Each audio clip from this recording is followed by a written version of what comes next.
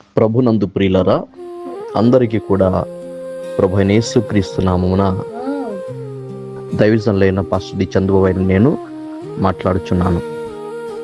మనందరికీ తెలుసు, ప్రియులు చేబ్రోలు జోసఫ్ గారు ఆయన అనేకమైనటువంటి ప్రాంతాలకు, అనేకమైన రాష్ట్రాలకు వెళ్ళి దేవుని యొక్క సువార్తను బహుబలంగా ప్రకటించి అనేక మందిని నవ్వించి దేవుని యొక్క మార్గంలో నడిపించి అనేక మంది హృదయాలలో పరిపూర్ణంగా నిండిపోయారు. ఆయన మరి తెలియనటువంటి వ్యక్తి కూడా ఎవరూ లేరు.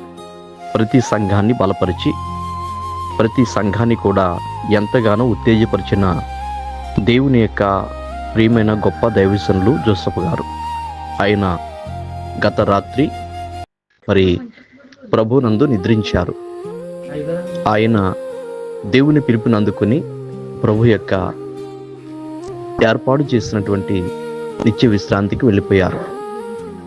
ఆయన గుంటూరు ప్రార్థనకి వెళ్ళి అక్కడ గుండెపోటు రావడం వలన అతన్ని హాస్పిటల్లో చేర్చారు. అయినా కూడా ఆయన మరి ప్రభునందు నిద్రించారు. ఆయన కుటుంబానికి ఓదార్పు కలిగినట్లు ప్రార్థించండి. మా సొంతూరు గణపవరం దగ్గర పెదనిండ్ర కొలను మా నాన్నగారు మా అమ్మగారు ప్రియులారా, వారు యేసు ప్రభుని నమ్మలేదు.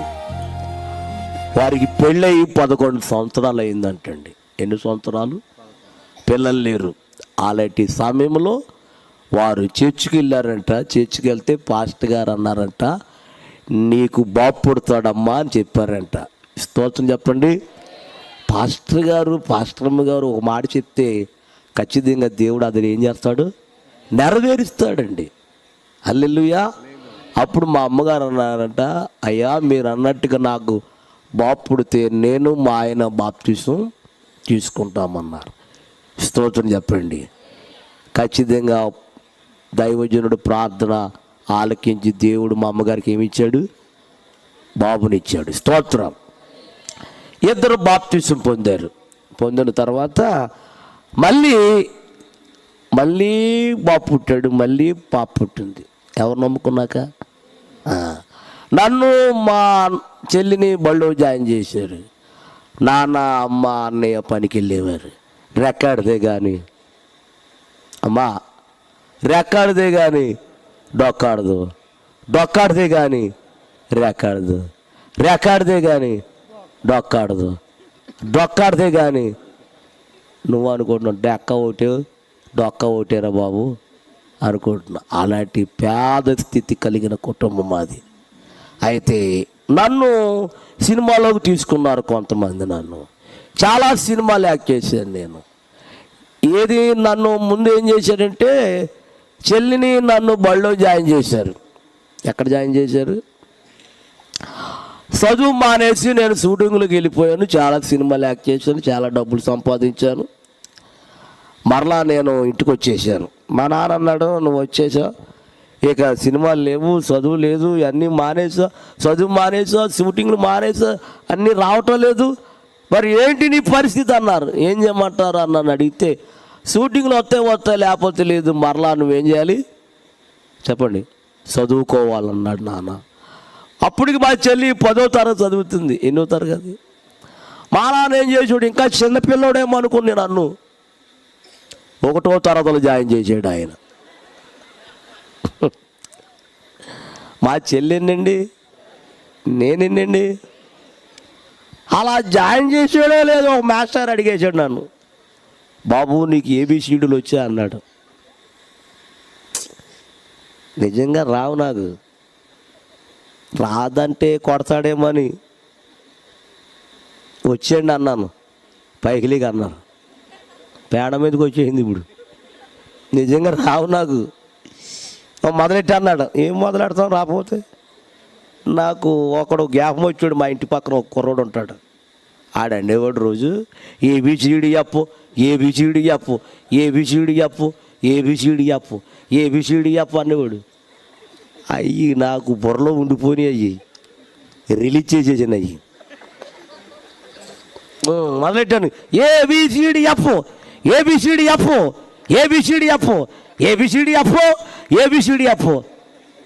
ఆయన అలాగే సూత్రంలో ఇంకా అదేంటయ్యా ఏబిసిడిఎఫ్, ఇంకా తర్వాత ఏంటి అన్నాడు. అది రేపు చూసుకుందాంలే అన్నాను. హల్లెలూయా. అలాగా చదువుకుని మరలా సినిమా ఆఫర్ వచ్చింది మనకి. తాడేపల్లిగూడెంలో మద్దాల రామారావు అని గొప్ప డ్రామా యాక్టర్ ఆయన. మద్దాల రామారావు అని గొప్ప డ్రామా యాక్టర్ ఆయన. ఎవరో చెప్పారంటే ఇలాగలా షూటింగ్ నుంచి వచ్చాడండి, ఆ కుర్రుడు మన దాంట్లో ఉంటే బాగుంటుంది అన్నాడంట. చెప్పినోడు రామారావు గారు వచ్చేసాడు మా ఇంటికి. మా అమ్మని అడిగి మా నాన్న అడిగి, ఏమండి మీ అబ్బాయిని మాకు షూటింగ్లు పంపుతారంటే పంపుతామన్నారు. నన్ను ఏం చేశారు వీళ్ళు, కారులు ఎక్కించుకుని నేర్పాలి కదా డైలాగులు లేవు, యాక్షన్ లేదు, ఏమీ లేదు. కారు ఎక్కించుకుని మరి ఏం చేయాలన్నాను. నువ్వేమీ చేయక్కర్లేదు, నేను ఓం రీం అంటాను. ఏమంటాడు, ఓం రీం అంటాను, నువ్వేమో పొగేస్తకుండాను అన్నాడు.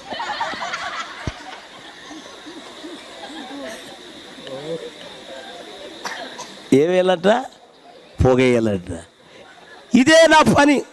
ఏ పని? ఒక ఆయన లోపలికి రమ్మన్నాడు. ఎందుకన్నాను, నీ మొహానికి రొంగేయాలన్నాడు. అసలే ఎరుపు కదా మొహం. అది అట్టుకొచ్చి అతను ఆడతపోలు లేక, బాబు ఏంటి ఆ రొంగ ఎవరికన్నాను, నీకే అన్నాడు. బాబు ఏంటి ఆ రొంగ ఎవరికన్నాను, నీకే అన్నాడు. మొత్తం రాసేసాడమ్మా. రాసేసి నల్ల గౌరేసేసాడు, నల్ల విగి పెట్టేసాడు. ఓసారి అర్థమెత్తావా బాబు అన్నాను. ఆయన అంటాడు, నేనేసి నాకే భయం వేస్తుందండి, మరలా మీరు అర్థం చూస్తే పారిపోతాం అన్నాడు. వద్దులే బాబు అర్జెంటుగా బయటికి వెళ్ళాలన్నాను. ఈ తెల్లమన్నాడండి.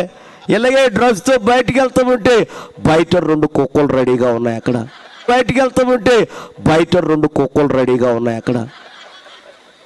వెళ్ళలేదు, ఏ రోజు కూడా ప్రార్థనకి వెళ్ళలేదు నేను. మా అమ్మమ్మ నాన్న వెళ్ళేవారు. అలాంటి సమయంలో నిజంగా దైవజనుడు ఏదైతే ప్రవచనం ఇస్తారో ఆ రాత్రి ప్రియులారా 2 గంటలకి, మీరు నమ్మితే నమ్మని లేకపోతే లేదు కానీ ఆయన శరీరము, ఆయన బాడీ ఏమీ కనపడతలేదు కానీ ఆయన హస్తం వచ్చి నా ఈపి మీద పడిందండి. ఈపి మీద పడితే విపరీతమైన పోటు, మొట్టమొదటి పోటు తగ్గిపోయింది. నాలో బలమైన శక్తి, బలం వచ్చేసి అమంతంగా లేచిపోయానండి నేను. స్తోత్రం చెప్పండి. అంటే నా ప్రభు నన్ను ఏం చేశారండి, స్తోత్ర. ఉదయాన్నే స్నానం చేసి టిఫిన్ చేసి కుర్చీలో కూర్చున్నాను. డాక్టర్ గారు 10 గంటలకు వస్తారు. ఆయన వచ్చేసారు. కూర్చున్నాను. నన్ను అదే పళ్ళంగా చూస్తున్నాడు. ఎవరు? నోరు తెరవండి. చాలామంది నడుమిరిగిపోయారు, అలా ఉండే వెళ్ళిపోయారు. ఈరేంటి కూర్చున్నాడేంటి, ఏం జరిగింది అని మా అమ్మని అడిగితే, మా అమ్మ అందంట, యేసు ప్రభు నా కుమారుని ముట్టి స్వస్థపరిచాడండి అందంట. స్తోత్రం చెప్పండి అమ్మా. ఆయన అన్నాడు, నేను నమ్మను అన్నాడు. మరి మీరు నమ్మాలంటే మీరు ఏం చేస్తారు చేయండి అంటే, ఎక్స్రే తీస్తానన్నాడు. మళ్ళీ తీయనన్న డబ్బులు అవుతాను ఇస్తుందని మా అమ్మ. వెంటనే ఆపరేషన్ థియేటర్లో తీసుకెళ్ళి పిల్లరా బొక్క బొర్రకు పొడుగు పెట్టి మరలా ఎక్స్రే తీస్తే 2 ఎక్స్రేలు వచ్చిందంటే ఇరిగిపోయి ఎన్నుపోస అతుకుపోయింది అంటండి. పిల్లరా ఎన్ని అద్భుతాలండి దేవుడు చేసిన కార్యాలు. స్తోత్రం చెప్పండి. డాక్టర్ గారు ఆశ్చర్యపోయి, మీరు నమ్మిన దేవుడు గొప్ప దేవుడు. స్తోత్రం చెప్పండి గట్టిగా. వెళ్ళిపోయిన తర్వాత పాస్టర్ అమ్మగారు మా ఇంటికి వచ్చారు పలకరెత్తాకి. స్తోత్రం. వెళ్ళిపోయారు. అమ్మ నాన్న అన్నారు, దేవుడు నేను స్వస్థపరిచాడు కదా బాబు, నువ్వు కూడా చెల్లి ఎక్కడికి వెళ్ళాలి చెప్పండి, ప్రార్థనకి వెళ్ళండి బాబు అంది. అలాగే 3 సంవత్సరాలు వెళ్ళాం. పిల్లరా బాప్తీసం తీసుకోమన్నారు అయ్యగారు. మేము అందరూ బాప్తీసానికి సిద్ధపడ్డాం. అందరూ బాప్తీసానికి వెళ్తాను. డ్రమ్ము కొట్టుకుంటూ ఏంటి ఏం కాయలు అయ్యి, గజ్జికాయలా, సర్లే గిలగజ్జికాయలా, అలాగ వాయించుకుంటూ పాటలు పాడుకుంటూ వెళ్తూ ఉంటే ఇక కొంచెం దూరంలో మేము బాప్టిజం తీసుకుంటాం. అలాంటి టైంలో మా చెల్లి ఏం చేసిందండి, బాప్టిజం తీసుకోకుండా వెనక్కి వెళ్ళిపోయింది ఆవిడ. మేము అందరం తీసేసుకున్నాం. పాస్టర్ గారు అడిగారు, మీ చెల్లి ఎదురా అన్నారు. వెనక్కి వెళ్ళిపోయిందని, ఇంటికి వెళ్ళిపోయింది అన్నాను. యారా అంటే నాకు తెలియదండి అయ్యారు. రా నా బండి ఎక్కు, నేను మీ ఇంటికి వచ్చారు, నువ్వు వచ్చి మీ అమ్మాయిని మరి తీసుకెళ్తావా అని చెప్పారు. వెంటనే నేను మా నాన్న hospital, Eluru hospital, general hospital, government హాస్పిటల్లో బాడీని పోస్ట్ మార్టం చేసేస్తున్నారు. అక్కడ ఎవరితో మాట్లాడాలో తెలీదు. మా చెల్లి శవాన్ని తీసుకెళ్తాకు వెళ్ళాం. ఎవరు లేరు అక్కడ, మాకు దిక్కు లేరు, ఎవరు లేరు. పిల్లరా ఒక ఆయన, మాకు తెలిసిన ఆయన ఎదురయ్యాడు. ఏంట్రో బాబు ఇక్కడ ఉన్నారంటే, ఇలా మా చెల్లి చనిపోయింది, బాడీ కావాలా అమ్మ అన్న చెప్పి, సర్లే నేను మాట్లాడతానులే అని పిల్లరా చుట్టాలందరికీ మనుషులతో కౌరు చేస్తున్నా. కౌరు చేసే లోపల అలాగా దొర్లి మా నాన్న ఏడ్చేవాడు. ఈలోగా ఎప్పుడు వెళ్ళిపోయాడు, చేలోకి వెళ్ళిపోయి పురుగులు మందు తాగి చచ్చిపోయాడండి ఆయన. అమ్మా ఒక రైతు వచ్చి, బాబు రే మీ నాన్న చేలో పురుగులు మందు తాగి చచ్చిపోయాడు అన్నారు. చుట్టాలు మాగోళ్ళు వెళ్ళి చేలో చనిపోయిన నాన్నని తీసుకొచ్చారు. ఆ రోజే చెల్లిని, అమ్మని, నాన్నని ఒక్కరోజులే సమాధి చేశారు. నా బంధువులు ఏం చేశారు తెలుసా,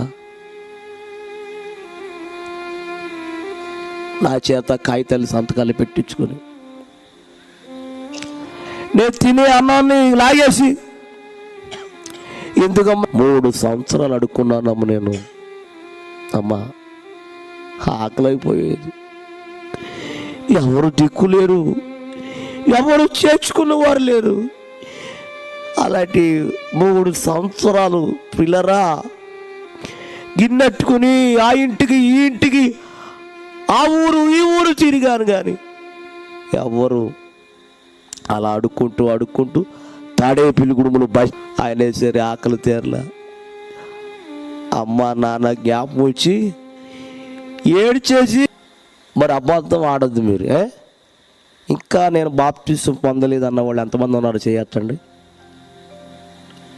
ప్రార్థన చేస్తాను, చిన్న ప్రార్థన చేస్తాను.